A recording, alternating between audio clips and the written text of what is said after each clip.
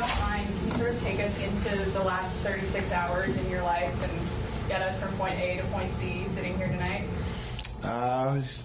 It's not something I'm not used to, but it was wild. I was very anxious coming here, excited to, I had a lot of former teammates. TJ McCollum told me the city, and he told me how fun it is to be here, and like Lloyd Pierce, they told me how the fans, crazy about basketball and they're passionate, and kind of anxious, kind of excited, because I feel like that's kind of fan base I want to be a part of, and want them to embrace me, and from the good and the bad. But I'm just happy to be a Sixer. I've been watching Sixers my whole life. I watch them every time when we have an off day and they're playing, and I try to keep up the whole league. And I'm just happy to be here and happy to be here in the city, and happy to turn things around, even though we don't have big fella, but just learning and watching, and just learning new schemes and terminology from the coaches. You can tell today like everything's out of whack, like you're trying to figure it out, but then as you get comfortable and everything calms down, we get NBA players and we started to figure it out, started to talk, and we had a better second half than the first half. We flushed our first half, and give us that second half and give another one. I think we can probably pull us a better game out pull better results out. But I'm glad to be here. Thank God for allowing me this opportunity, and I'm going to take a full advantage of it. What was your first reaction when the trade happens yesterday morning? Just where were you? How did you find out? Just give us kind of what was your reaction? Just looking in bed. I was just your time, probably. No, my agent called me before. It happened like 10, but you usually get like an hour update before. Just waking up in bed. We always have a late shoot around on game days, and mine was focused on Warriors, and I was like, I don't think that's gonna happen. And my agent called me, and she's in LA, and you can hear that slur on her voice that she's just waking up because it's 6 o'clock in the morning her time, and she gave me the news, and she said there's a deal possibly 75% done, and I was like, but Philly? And she's like, yeah. I was like, well, I've been hearing that for a long time. It never happens, but I'm glad to be here. I'm glad to be a Sixer, and the fans and everybody's been great, embracing me, and welcome to the city, and I can't wait to know about the city, and for you guys to tell me what to do and where to go, and I'm just taking it day by day, man, and soaking it all in. Guys with your skill set have had a lot of success playing with, like, movement shooters. Have had a lot of success with Joel. Guys like J.J. Redick, Seth Curry, players like that. I guess I know it's going to be a while until he's back, but have you thought much about how that's going to work between you and Joel specifically?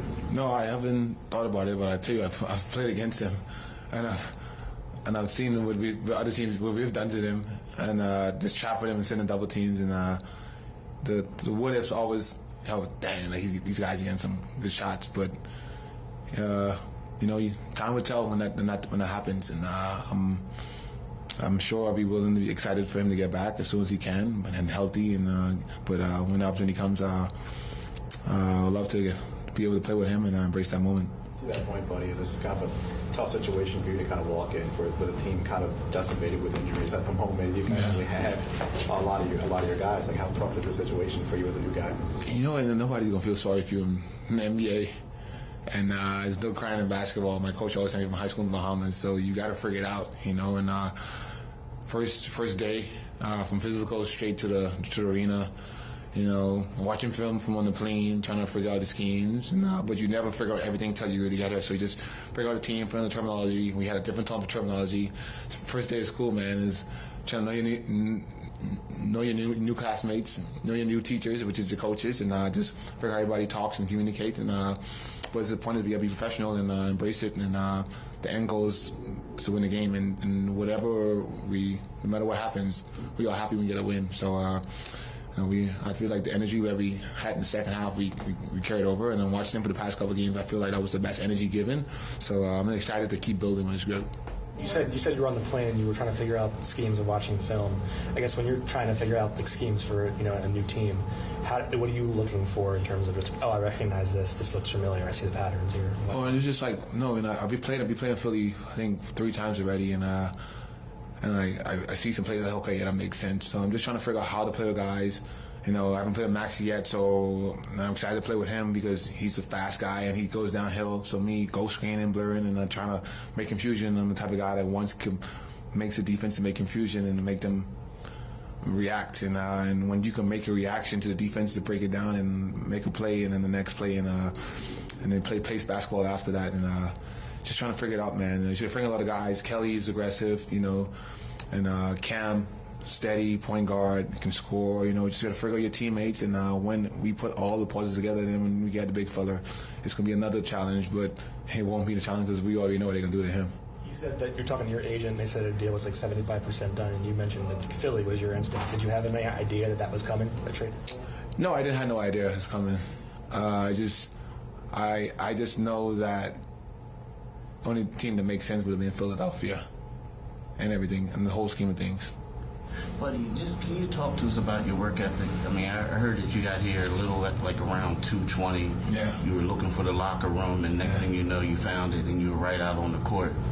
And you've been out there up until the walkthrough. Yeah. And then you see on Twitter where people saying, "Well, that's Buddy. That's the stuff he used to do in Indiana." Yeah. Just talk about that.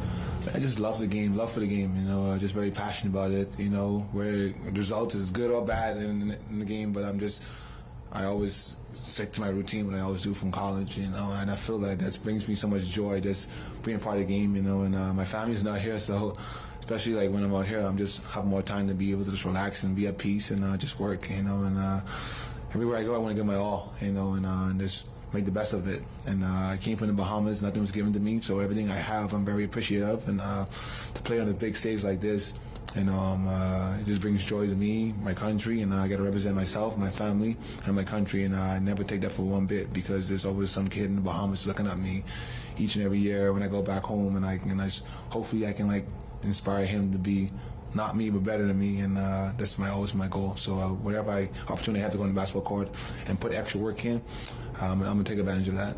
So how early do you normally get to the arena before a game?